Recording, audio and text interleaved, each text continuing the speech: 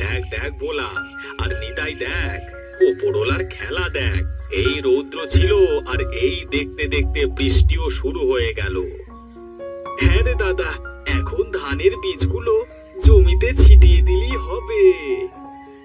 চল চল, বাড়িতে চল, এই বৃষ্টিতে ভিজলে শরীর খারাপ করবে। যাক, অনেকদিন পর আজকে বৃষ্টি শুরু হলো। এইবার মাঠের ফসলগুলো মনে হয় ভালোই হবে। ওগো, বৃষ্টি তো শুরু হলো, কিন্তু তোমার তিন ছেলে এখনো তো বাড়িতেই ফিরলো না। এখনো আসে নাই, তবে চলে আসবে। এত চিন্তা করবার কি আছে শুনি? না, দেখো দেখো, কেমন বৃষ্টির সাথে ঝড়ও শুরু হলো। আরে ওই দেখো দেখো, তোমার তিন ছেলে চলে এসেছে। এ কি, তোরা তো একদম ভিজে গেছিস, তাড়াতাড়ি মাথাটা মুছে ফেল। আহ মা, আমাদের কিছুই হবে না। মা, আমার বড্ড ক্ষুধা লেগেছে, কিছু খেতে দাও। আচ্ছা বাবা, তোরা হাত মুখ ধুয়ে আয়, আমি তোদের জন্য খাবার দিচ্ছি। তা তোদের কি জমিটা ভালো করে কোপানো হয়েছে?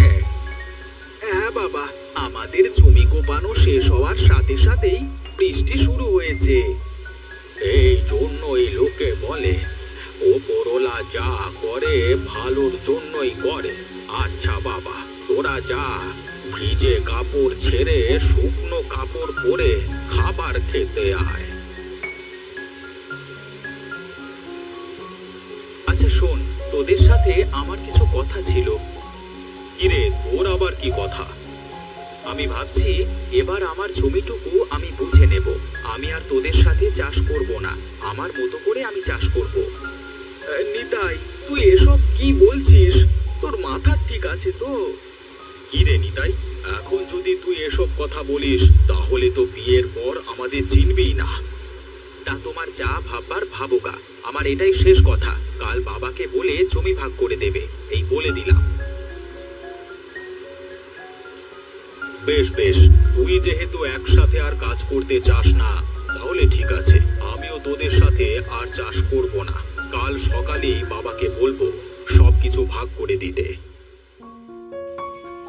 তাহলে তোরা আর একসাথে কাজ করবি না বলে সিদ্ধান্ত নিয়েছিস? আমি না বাবা, দাদা আর নিতাই এ কথা বলেছে।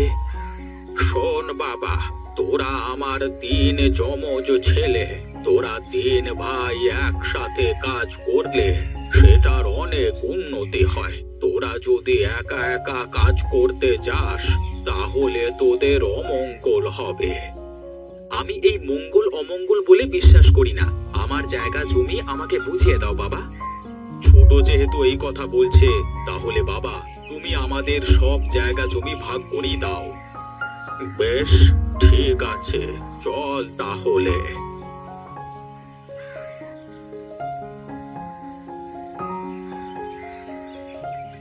শোন, এই দক্ষিণ পাশের জমিটুকু রতন তোর, আর উত্তর পাশের জমিটুকু নিতাইয়ের, আর ভোলা তোর হলো এই মাঝের জমিটা।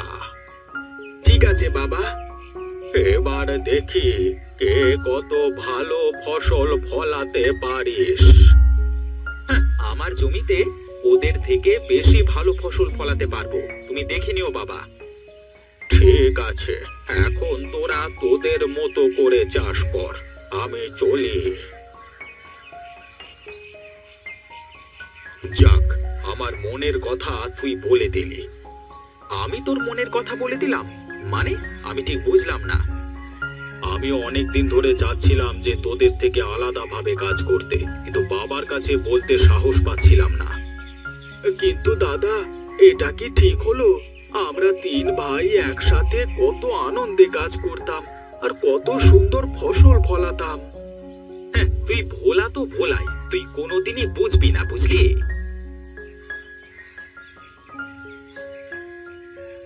যা, আমার মনের মতো ফসল রোপণ করতে পারবো। কি চাষ করবি দাদা? সেটা তোকে কেন বলতে যাব আমি? সবাই তো চলে গেল, কিন্তু কেউ তো কিছু বললো না যে কি চাষ করবে। আমি এখন কি করব? কাল তো বৃষ্টি হয়েছিল, আমি বরং ধানের বীজ রোপণ করি। যাই, বাড়ি থেকে ধানের বীজগুলো নিয়ে আসি।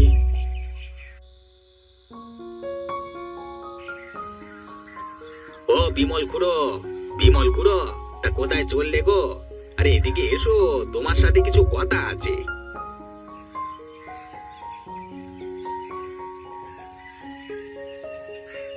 আরে নগেন, বল, কি বলবি? তা শুনলাম তোমার 3 ছেলে নাকি তোমার জমি ভাগ করে নিয়েছে। হ্যাঁ, ঠিকই শুনেছিস, ওদের জমি ওরা বুঝে নিয়েছে।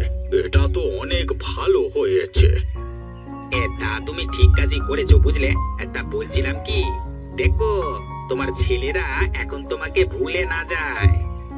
শোন নগেন, ওই উপরওয়ালা যা কপালে লিখে রেখেছেন তা খণ্ডাতে কেউ পারবে না। যা আছে কপালে তাই হবে, এই জন্য আমি এত চিন্তা করছি না। তা তুমি যা বলেছো, বুঝলে? তা কোথায় চললে এখন? যাই, বাজারের দিকটা থেকে একটু ঘুরে আসি। বাড়িতে আর বসে থাকতে ভালো লাগছে না। আচ্ছা আচ্ছা, এই চলো তাহলে দুজনই একসাথে যাই। তুইও যাবি? ঠিক আছে, চল তাহলে।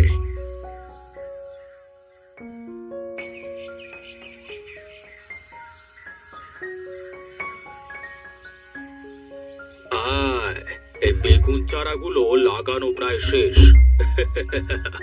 এবার বেগুনের যা দাম, তাতে আমি বেগুন বিক্রি করে বড়লোক হয়ে যেতে পারবো। এই তো চারা গাছগুলো লাগানো প্রায় শেষ। এবার যাই, জল নিয়ে আসি। গাছগুলোতে জল দিতে হবে। আহা, এবার যা টমেটো দাম, এই টমেটো বিক্রি করে ঠিক একটা বিয়ে করে নিতে পারবো। এই দেখি দেখি, এবার আমার বিয়ে কে আটকায় আমি দেখি।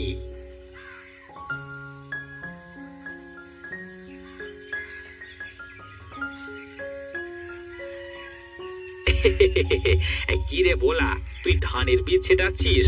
আরে বোকারাম, তোর দুই পাশে দেখ, আমরা সবজি চাষ করেছি, আর তুই কিনা মাঝে পড়ে ধান চাষ করবি? হ্যাঁ, আমি ধান চাষ করব, তাতে তোদের কি? এই জন্যই তোকে আমরা ভোলা বলি। হ্যাঁ, আমি বোকা হতে পারি, তা বলে অত বোকাও না।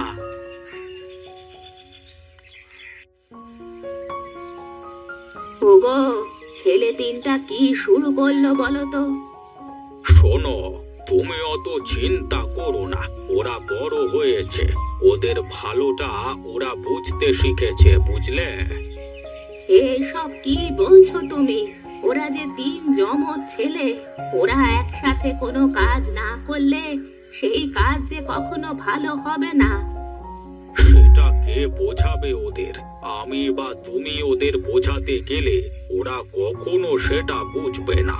তাই আমি সিদ্ধান্ত নিয়েছি, ওরা ওদের মতন করে কাজ করুক। ওপরওয়ালাই জানে আমার পাগল ছেলেরা কি করে। আহা বউ, তুমি শুধু শুধু চিন্তা করছো। ওপরওয়ালা যা করবে ভালোর জন্যই করবে, তুমি দেখে নিও। ঠিক আছে, সবই আমি ওই ওপরওয়ালার ওপর ছেড়ে দিলাম। আরে, এটা কি হলো? এই জমিতে তো বেগুন কত ভালো হতো, কিন্তু এবার হলো না কেন? হ্যাঁ রে দাদা, আমার জমিতেও দেখ টমেটো ভালো হয়নি। সব গাছ দেখ কেমন যেন পোড়া পোড়া লাগছে। আমার কথা কি আর বলবো, আমার তো ধান গাছগুলো বড়ই হচ্ছে না। কিছুই তো বুঝতে পারছি না, এমনটা হলো কি করে? এখন কি করব দাদা? জমিতে ফসল না হলে তো আমাদের না খেয়ে থাকতে হবে। আমিও তো ধার করে টাকা নিয়ে বেগুনের চারা কিনেছিলাম, এখন কি করে শোধ করব? এই জমিতে কত সুন্দর ফসল বলতো, এখন কি হলো জমিটার? দাদা, আমি বলি কি, চলো না বাবার কাছে গিয়ে সব কথা খুলে বলি। নিশ্চয়ই বাবা আমাদের সমস্যার সমাধান করে দিতে পারবে। বাবার কাছে যাব, কিন্তু বাবা কি আমাদের কথা শুনবে এখন? চলো না গিয়ে বলেই দেখি একবার। হ্যাঁ রে নিতাই, চল চল গিয়ে দেখি বাবা কি বলে।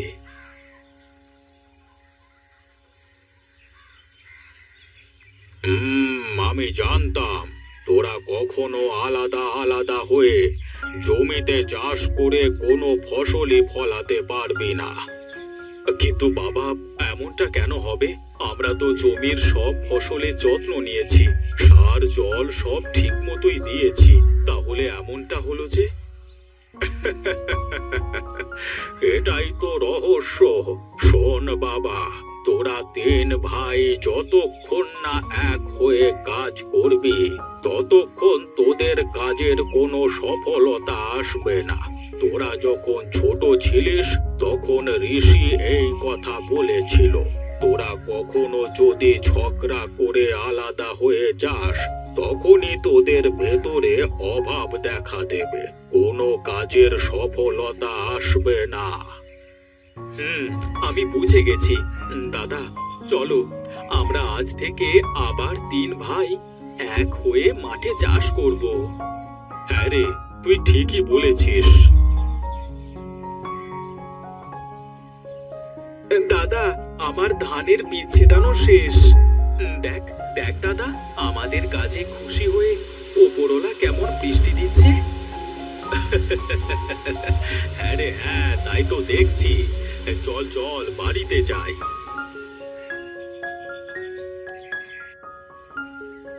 এবার বুঝতে পারলি, তোদের তিন ভাই একসাথে কাজ করলে সেই কাজের কি ফল হতে পারে? হ্যাঁ বাবা, আমরা আর কখনো আলাদা হব না। এখন থেকে সব কাজ তিন ভাই একসাথে মিলেই করব। এই জন্যই লোকে বলে, কেউ যদি না ঠেকে তাহলে সে বুঝতেই পারে না যে সে কত বড় ভুল করছে। এই জন্য জীবনে একবার হলেও ঠেকা খাওয়া উচিত, যেন জীবনের সঠিক সিদ্ধান্ত নিতে পারে সবাই।